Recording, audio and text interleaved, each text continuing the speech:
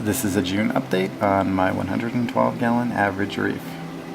Initially, I wanted to film in the evening while there was a bit of light and an overcast day, but unfortunately there was still too much glare for anything but a side shot. The side shot is the best view of the tank though. I only wish the tank were a little bit wider. There are some changes for this month. The most notable, I got 3 new corals in the tank and they were shipped directly to my door. What happened is, I got a few Amazon packages and they came next day. After talking with the driver and doing some more investigating, it turns out Purelator can deliver most packages inside Ontario to me next day. This is something that FedEx and UPS both can't do. I was a little bit surprised. I decided I'll take a chance and I did a small order with Canada Corals. Lo and behold, everything arrived alive. They did still travel ground, meaning they spent overnight and the better part of the afternoon the next day on a truck. But given the weather is good now, there were no issues. And the box arrived in perfect condition with all corals alive and well.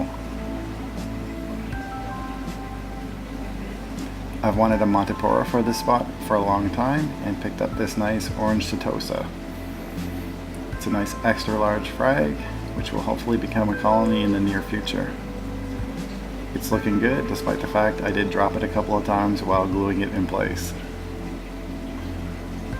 The other new pieces are this red Micromusa and the out of focus pink Lepto in front of it. Neither of these are crazy expensive corals, but I didn't want to take a chance on something that I would be scared to lose, and both these corals fill spots that I specifically wanted this type of coral for.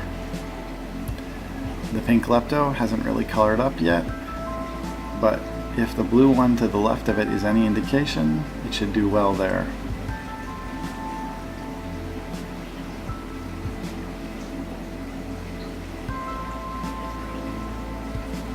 My branching Cyphastria is really looking great.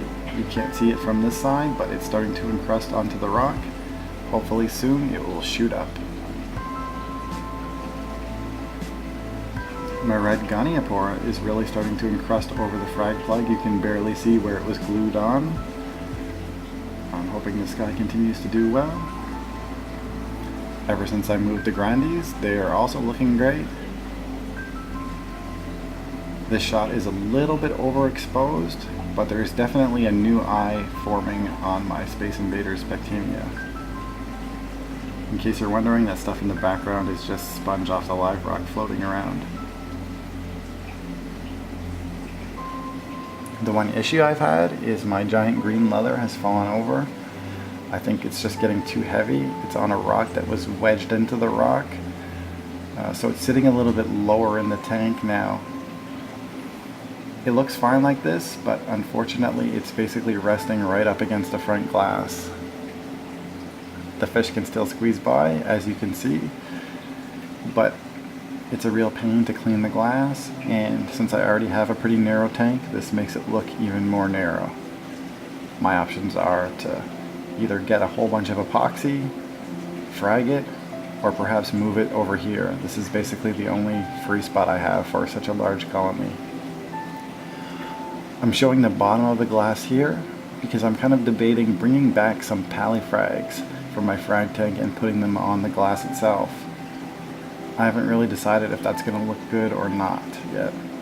If anyone has any opinions, let me know. Most of those frags are these pink palys here. They grow like crazy in the frag tank, they grow like crazy in the display tank. Unfortunately, they are starting to cover up some of the other zoanthids and palys that are in this area.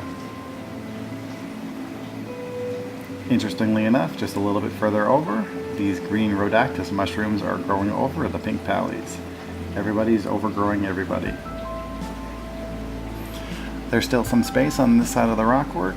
I could potentially fill it with existing corals or save this spot for future purchases.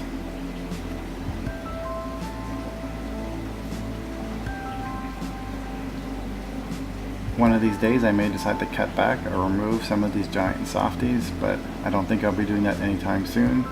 They no doubt inhibit SPS growth, but they are still nice looking corals. I can still squeeze another acro or two over here, especially if I cut those palys or the hawkfish gets out of the way.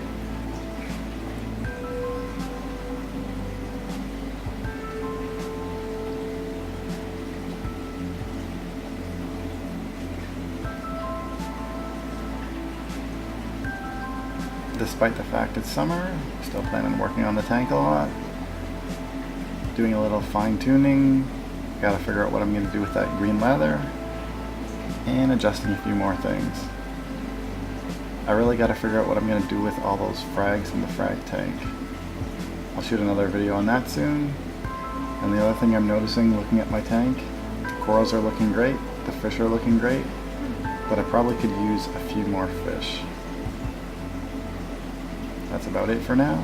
Thanks for watching, and happy reefing.